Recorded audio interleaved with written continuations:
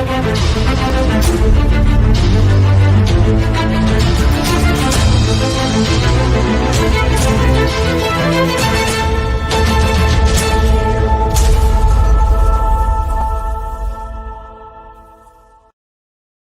everybody. Here's another edition of the Daily Recap where we will break down everything that has happened in the last 24 hours with the Georgia Bulldogs. Let's get right to it. All right, first up, Kirby Smart. You know, he's somebody. He's definitely a motivator. We all know that. We all know he knows how to get the most out of his players. You see his track record of guys being developed at this university. Eric Gilbert, a guy who transferred from LSU. Just last year, you know, and obviously had the issue where he wasn't with the team, came back this past offseason, and here he is trying to get some playing time this season as the third tight end. Hasn't gotten too much playing time, and Kirby Smart appeared to issue a challenge to him on Tuesday.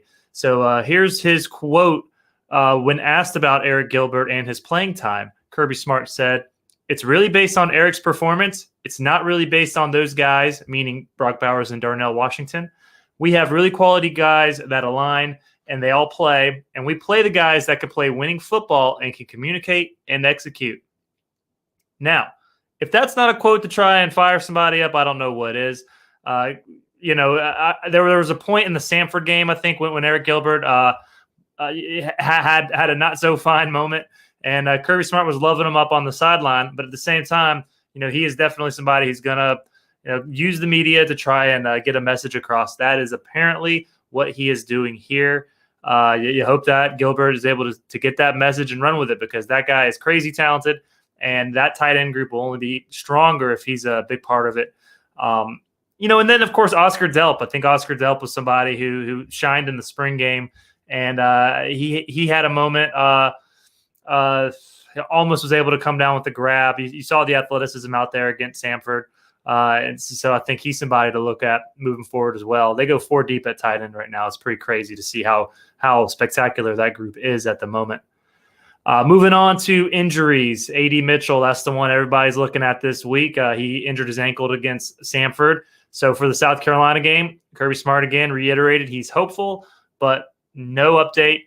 Typical of Kirby Smart. So we'll see where that is. His official quote was, "Again, we are hopeful that AD is able to go. We're hopeful in that he can recover to the point where he can help us." So we'll see. Now, this is the first true road game for the season that Georgia will be facing as they go up to Williams-Brice Stadium in South Carolina. Obviously, Monday. Not Monday. The opener against Oregon. At Mercedes-Benz Stadium. That's the M I'm looking for. Mercedes-Benz Stadium in Atlanta. Not really a true road game. It's neutral site, not to mention Georgia just had to go up 85, whereas Oregon had to fly across the country. And then, of course, you had a lot more Georgia fans in the stands as it was. So, but in terms of just counting it as a true road game or not, this is also a true road game. So, and it's an SEC opponent, South Carolina, divisional rivalry. Long history with these two teams.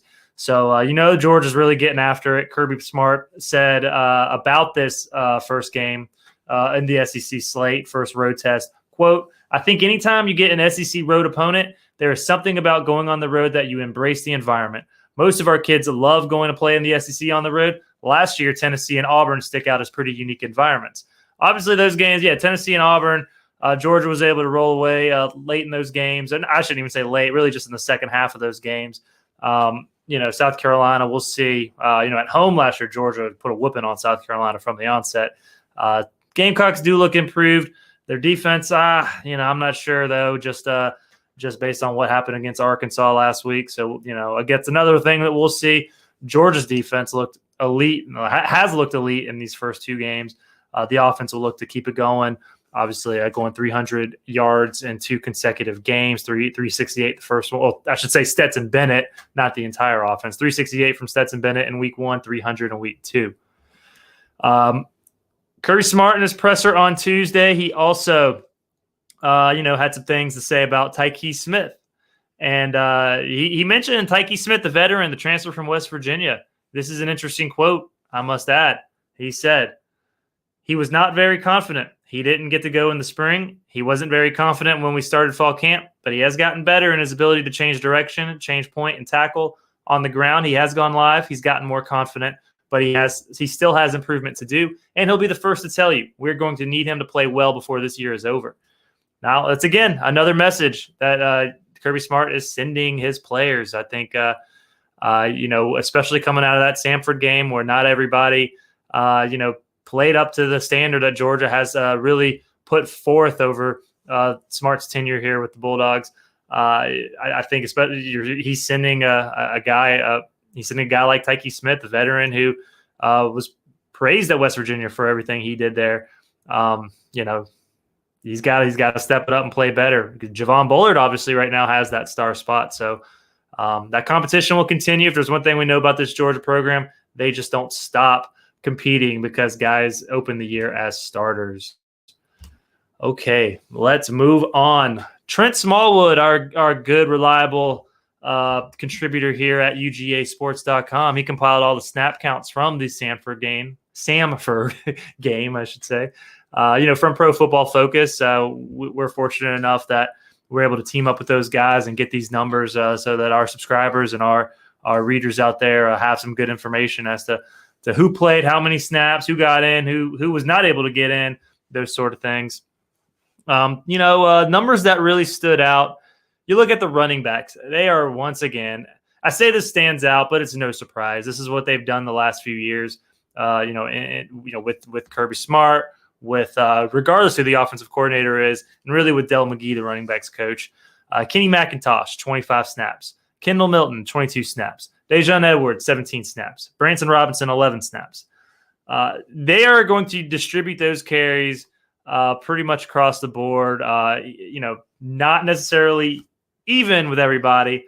You're going with Kenny and Kendall, and then Dejon and Branson. And Kenny and Kendall are splitting almost half and half at this point. And the strategy there is if you're going 15 games, you want these guys to be ready and getting games 13, 14, 15.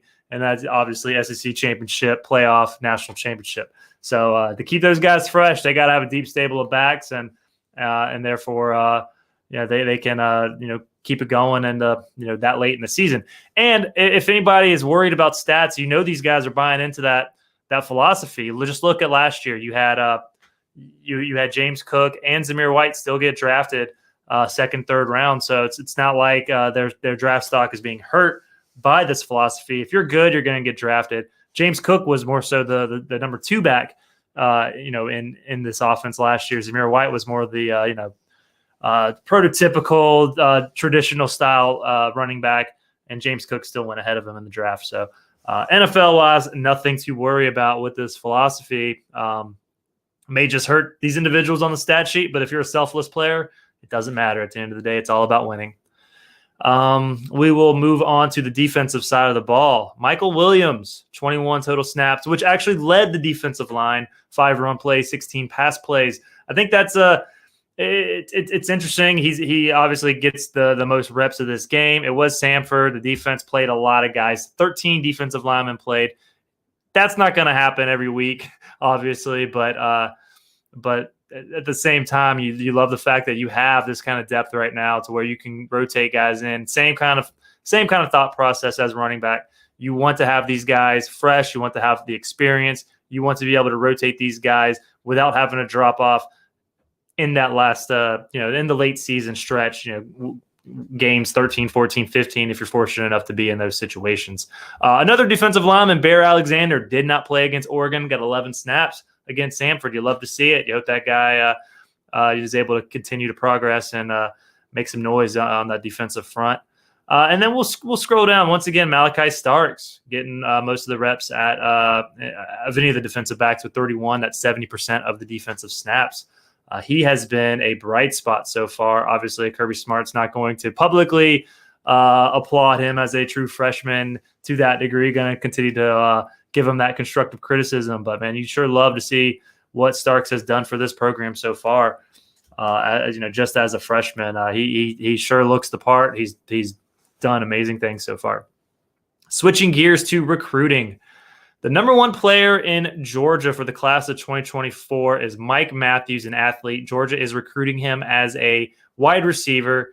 Our own Jed May was able to catch up with him to talk about where Georgia stands, with his recruiting. Mentioning, and he mentioned to Jed that Brian McClendon, wide receivers coach, has done a really good job establishing a relationship right now. We'll read you one quote before we move on. And what Mike Matthews had to say was, he understands what's going on, meaning Coach McClendon. He's involved with the community. He just knows what type of players are built from here. It's kind of good to have somebody to relate to where your hometown is, have somebody to know what it's like to be on this side of town. You have to love what you hear from this kid if you're a Georgia fan, because if Brian McClendon's able to snag him, then that's just going to mean big things for this wide receiver class in the future. All right. So let's talk a little bit about the running game for this weekend's matchup against South Carolina. I think that's going to be a very big focal point, whereas the first 2 weeks it really wasn't. Just because they came out against Oregon, they throwing the ball all over the place, and I think they knew they could take advantage. The linebackers wouldn't be able to guard the tight ends. The secondary wasn't strong enough to be able to guard Georgia's speedy receivers. It just made sense from that standpoint. You kind of keep it moving in that regard. You want to be aggressive. You want to get the reps in for Stetson Bennett. As a quarterback, you keep it going against Sanford. Now you go on the road against South Carolina. Just hear me out here for a second when it comes to this South Carolina defense right now, which has not performed well against the run game, and I think that's an area where Georgia can really capitalize on. Just because even though Georgia hasn't shown it yet, they certainly have the makings of with Kendall Milton and Kenny McIntosh, that it shouldn't really be a problem to go run the ball. But you're talking about games against Arkansas so far, where Arkansas and Georgia State, where the Gamecocks have given up over 200 yards on the ground per outing. Arkansas ran all over South Carolina and scoring over 40 points in that game. That's a weakness right now for the Gamecocks. I think that Georgia, for as much as for as much as Georgia has been able to throw the ball and light up the scoreboard in that regard, I think it's really prudent for them to put the ball in their running backs' hands. Also do those quick passes that Georgia considers an extension of the run game, whether it's a quick flare to the running back out of the backfield, a screen pass, or anything like that, which Kenny McIntosh right now with 178 receiving yards, that's huge for this team, and just the passing game.